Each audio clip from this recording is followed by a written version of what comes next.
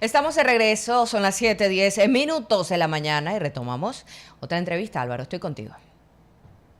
Sí, gracias, Lisbeth.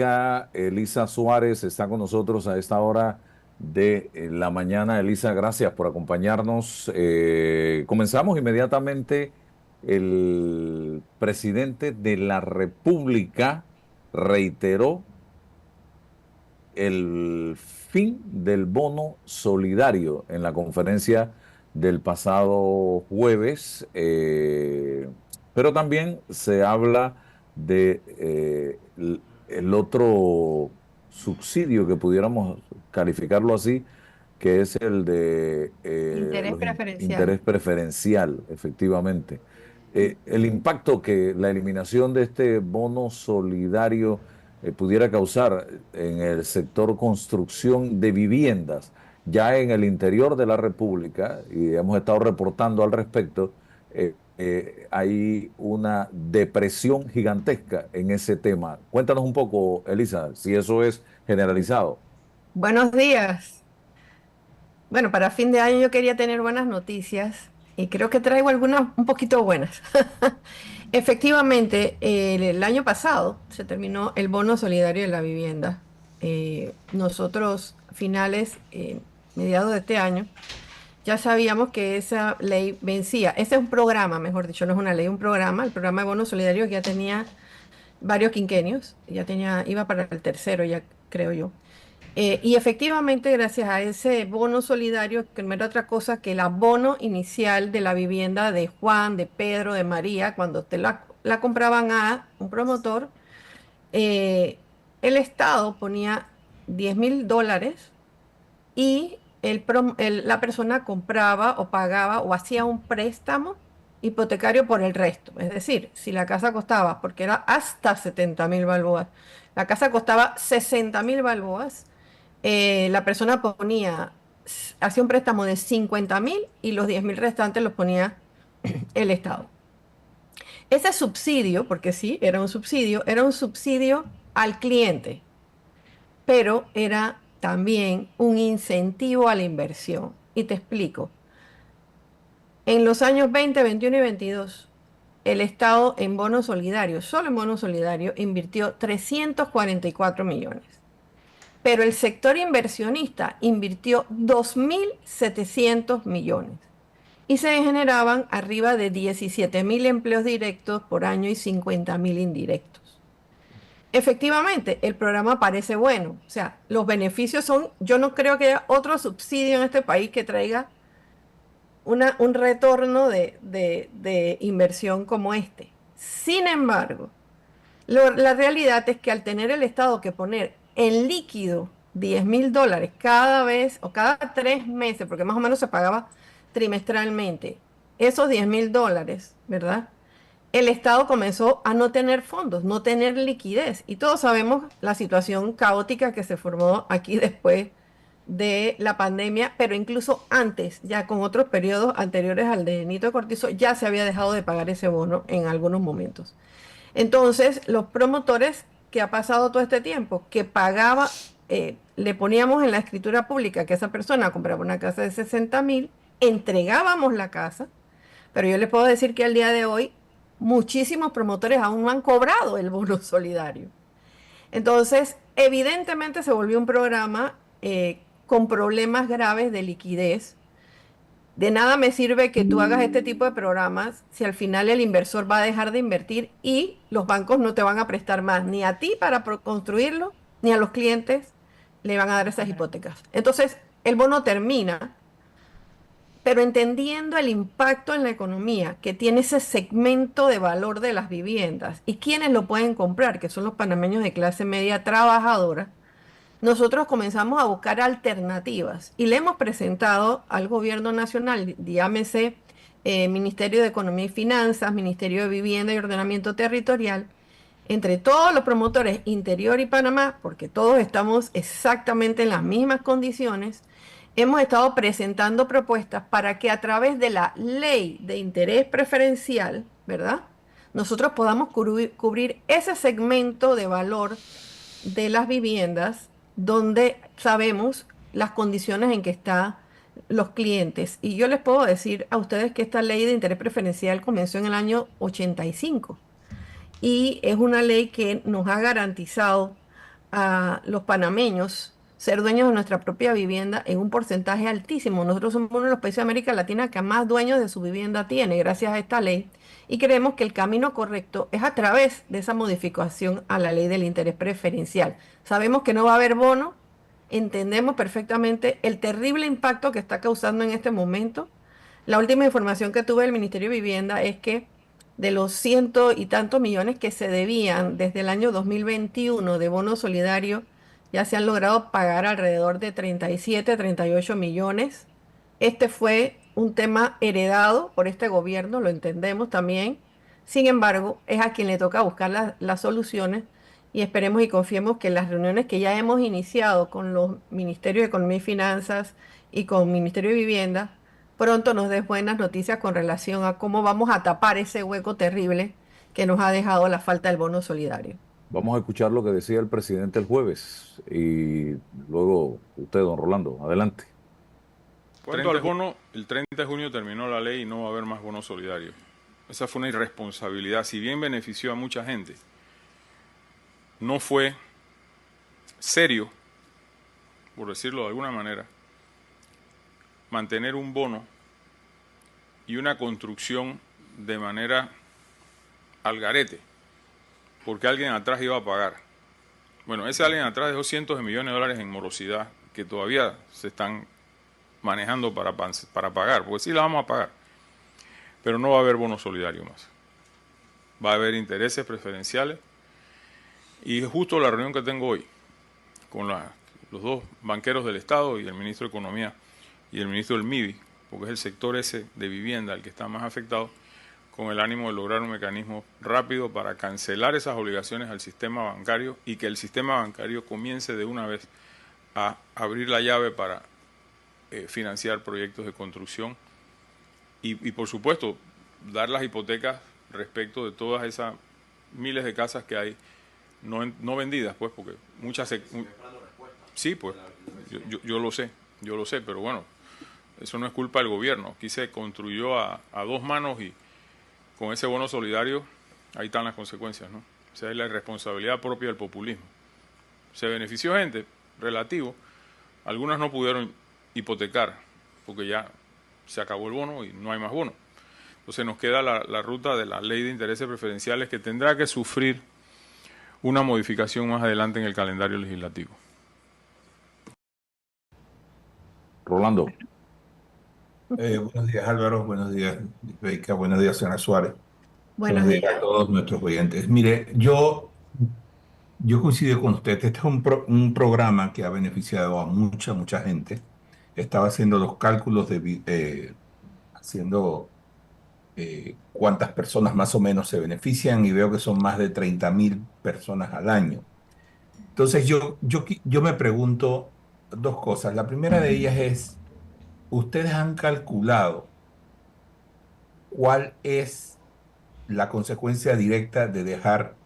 Porque esto yo podría entenderlo si se hace de forma escalonada, pero quitarlo así de un momento a otro deja un vacío que creo que es grande, porque no creo que muchas familias que están empezando su relación tengan esa capacidad y veo que el presidente también está anunciando que se van a hacer cambios en la ley preferencial, de interés preferencial.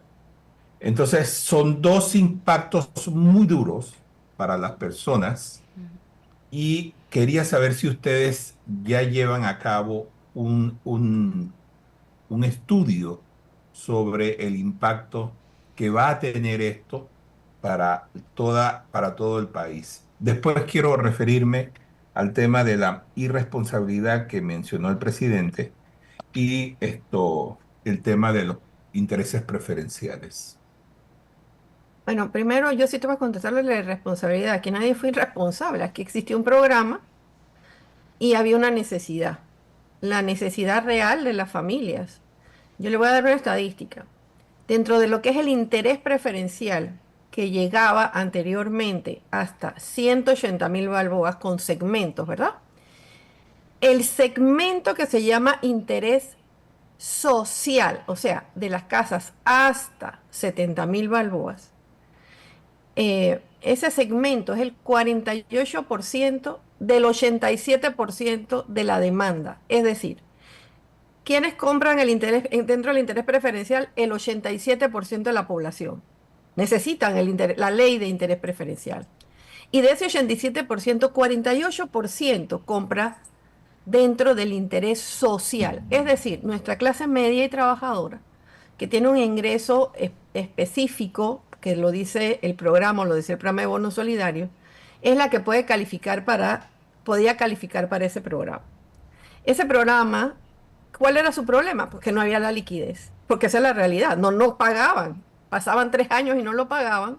Eso causó grandes problemas en el sector inversor y ahora pues nos ha causado un tema definitivamente difícil porque ya como dice el presidente, efectivamente en junio de este año, antes de que llegara este gobierno, ese bono había terminado y no fue renovado.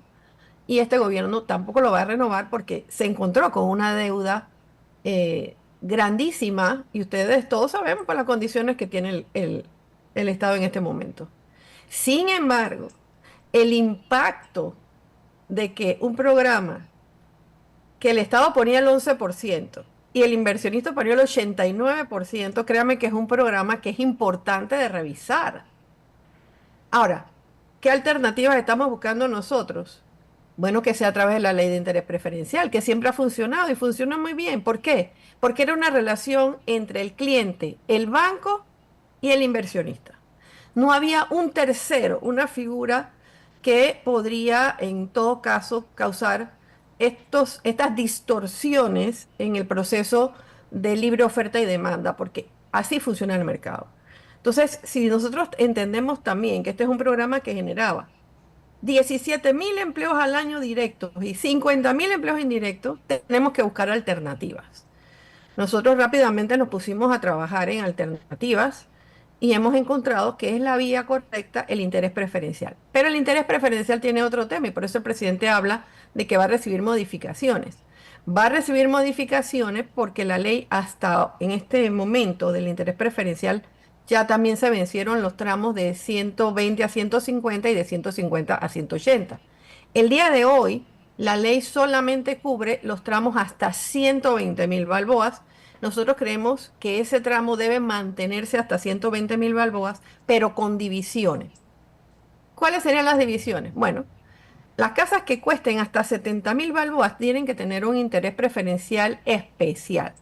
¿Por qué? Porque deben cubrir ese monto que el Estado antes pagaba y que le permitía una letra a nuestras familias de clase media trabajadora poder acceder al préstamo hipotecario. Y aquí yo quiero abrir un paréntesis. No solamente el problema era que nos dieran y nos pagaran, que sí era un problema, sino que en este momento y a través de estos últimos años y medio, ustedes saben muy bien que las condiciones de los préstamos hipotecarios cambiaron radicalmente. O sea, lo que le exigen a un cliente para que pueda calificar un préstamo es realmente difícil de cumplir. Entonces, nosotros aspiramos que como en estas conversaciones que estamos teniendo con los ministerios, estén presentes también la Asociación Bancaria Nacional y Banco Nacional y Caja de Ahorros, que fueron los que se convirtieron en, como quien dice, los padrinos del bono solidario para poder hacerle frente a esas responsabilidades. Pero aquí yo no entiendo esa frase de algarete. Yo entendería la frase de algarete, y con mucho respeto al señor presidente, si a mí me dijeran que no había panameños con la necesidad de comprar esas viviendas.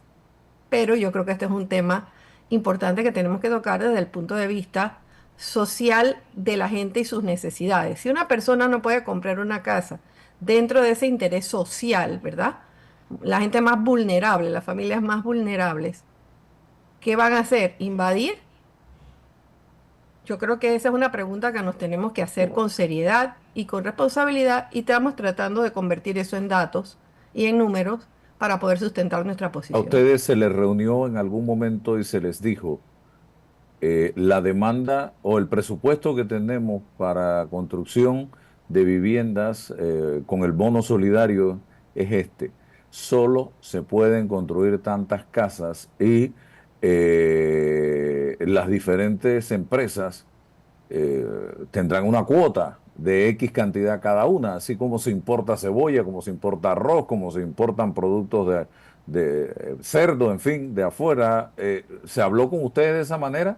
Porque si No, se habla de no. algarete, el algarete lo promovió fue el mismo gobierno en su momento. Bueno, yo la verdad es que les digo jamás, jamás se nos reunió para decir no, no podemos.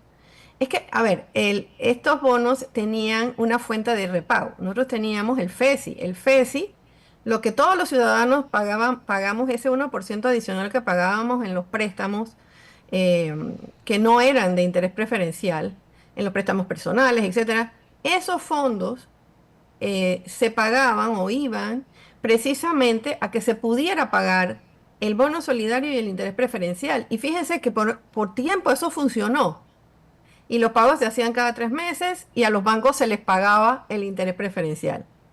Con el tiempo esto se fue distorsionando porque el FESI se le quitó ese ingreso al interés preferencial y también alguna parte que iba al bono solidario y se llevó a otro segmento, o sea, se está supuestamente utilizando para cubrir otros programas. Entonces, claro, te quedaste 50 de repago. Aquí nosotros no hicimos esas leyes anteriormente ni cambiamos eso.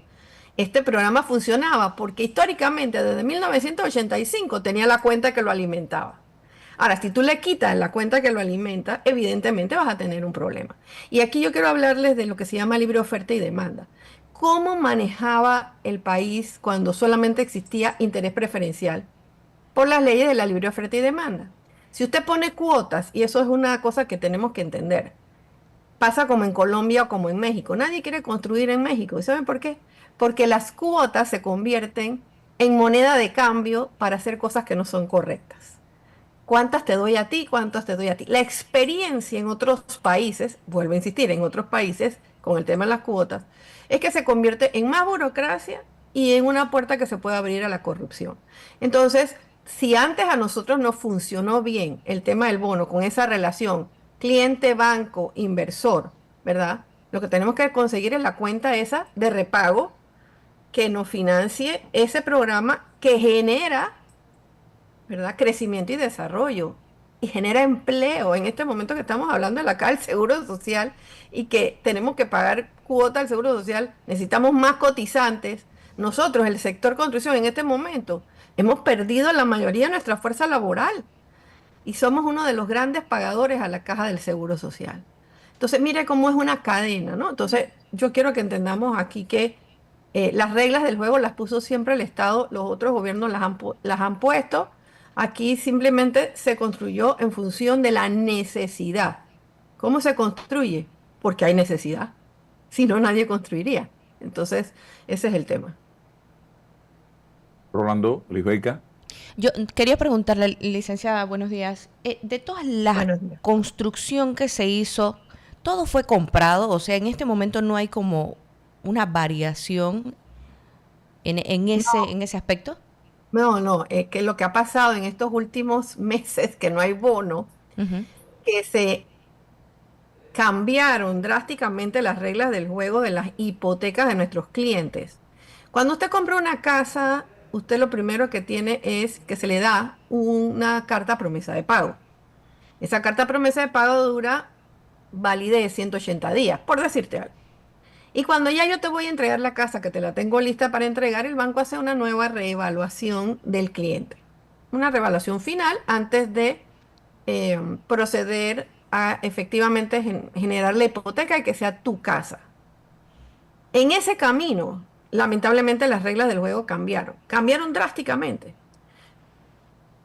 Calificaban, ya no califican. Si usted antes tenía un préstamo de $50,000 porque la casa valía 60 y ya yo no tengo los $10,000 de abono, yo tengo o que pagarle al promotor los $10,000 de mi dinero, que no lo tengo, porque no lo tienen, O yo simple y sencillamente voy a tener que hacer la hipoteca por más dinero. Y no tengo, no me da.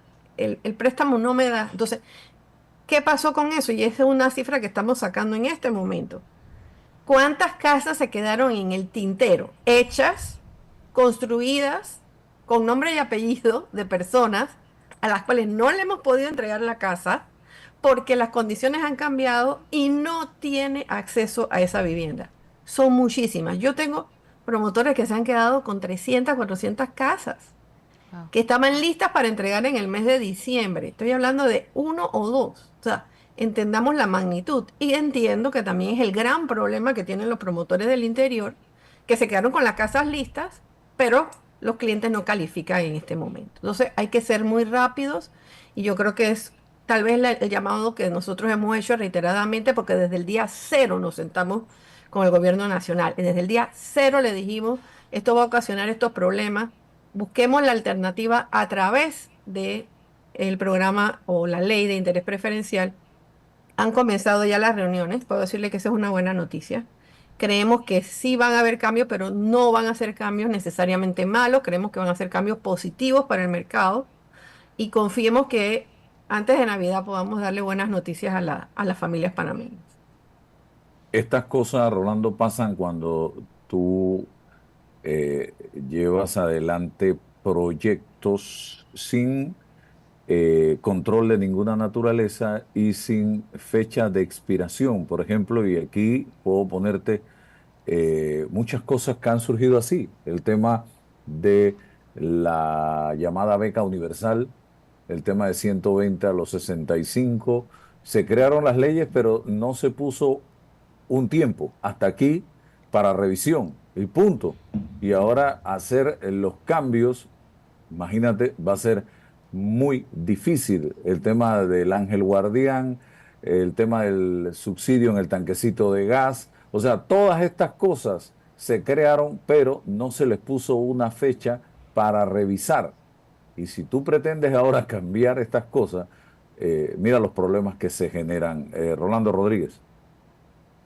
Sí, bueno, mira, este de los subsidios, es un problema que surgió justamente cuando el país estaba en su apogeo económico y a pesar de que esto eran medidas, eh, digamos, populares, como el mismo presidente anunció. Recordemos que el presidente era parte del gobierno de Ricardo Martinelli cuando se crearon estos subsidios, lo de la beca universal, lo de los 120 a los 65, y muchos se hicieron sobre la marcha, no se hicieron sobre estudios serios que podamos decir que efectivamente respondían a una política de Estado.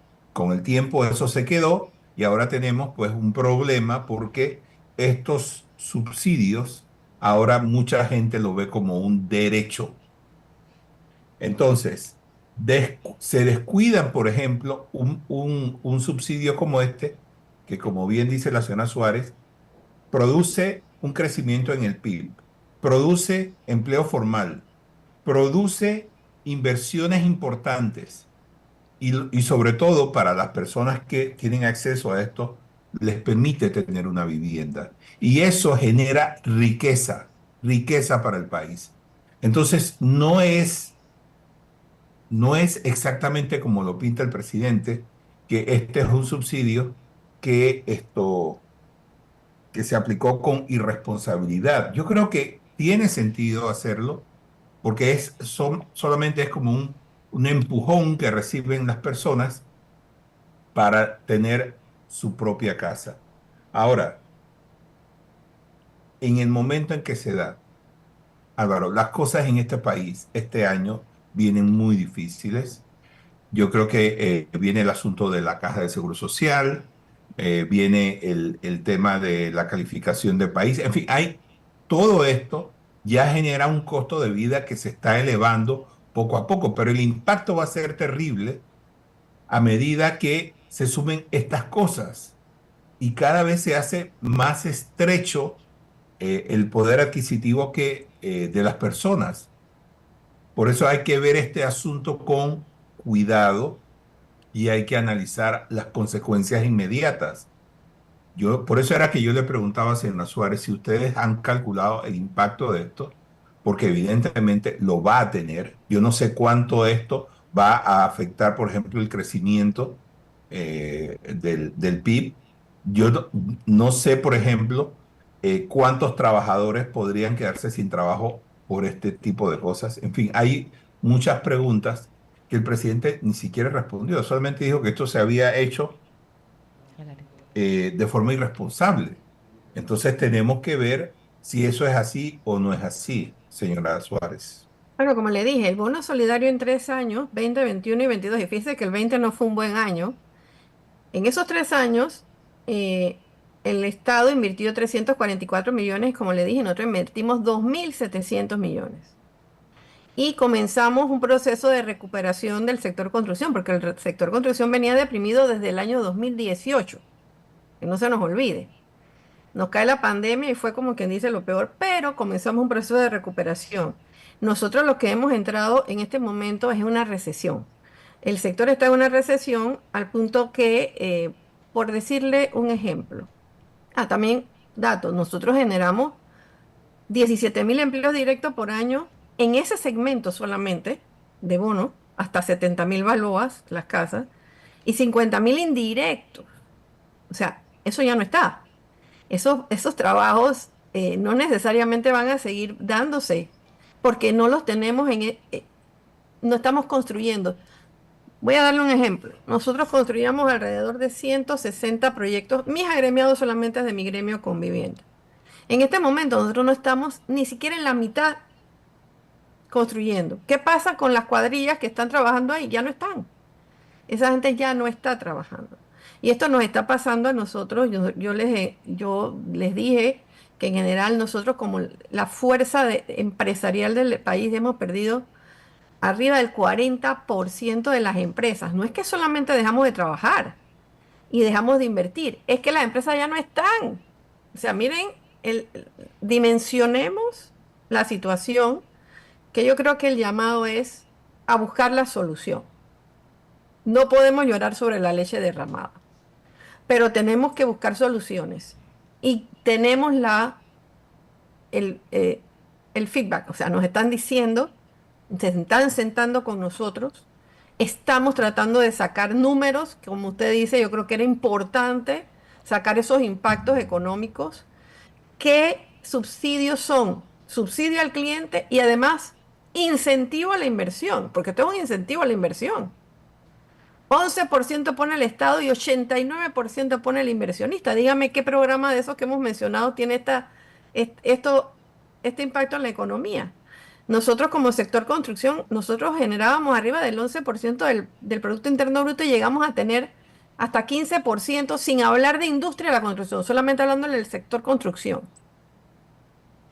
Entonces, es un impacto demasiado grande para que nosotros no tomemos medidas indispensables. Creemos que están sentándose, mejor dicho, están sentándose con nosotros y estamos afilando el lápiz y estamos buscando fórmulas para reactivar el sector. Pero lo cierto es que hoy, muchas de las personas que me escuchan, que estaban ligadas a la construcción de unidades inmobiliarias, no tienen trabajo. Esa es la realidad. Entonces, se generó además un inventario adicional al que ya teníamos. ¿Qué quiere decir esto?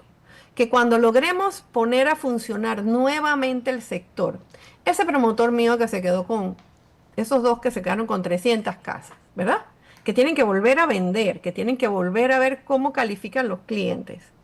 ¿Usted cree que va a seguir construyendo más casas en otro proyecto o en otra fase? No, esas personas van a tratar de vender lo que tienen. Eso quiere decir que nosotros vamos a tener el efecto semáforo. El efecto semáforo que actúa a la ida y a la venida.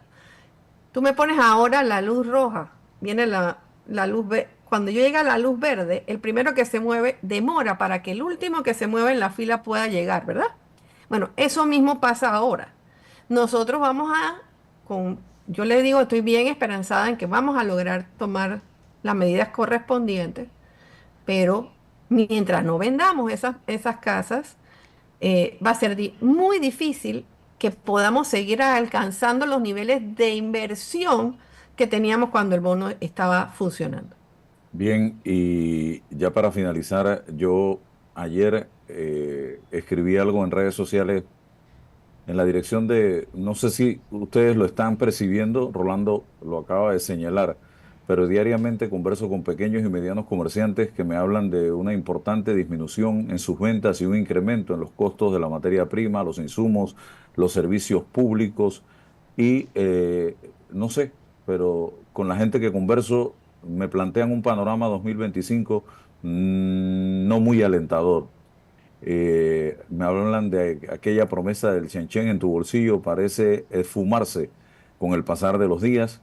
Y también decía yo, Panamá, reconocido por décadas como uno de los motores económicos más dinámicos de América Latina, enfrenta en la actualidad una especie de depresión económica que ha encendido las alarmas, así de sencillo, en diversos sectores del país. Este escenario está caracterizado por el crecimiento económico un poco estancado, una contracción significativa en diversas actividades, refleja los efectos acumulados de problemas estructurales, impactos externos y tensiones internas.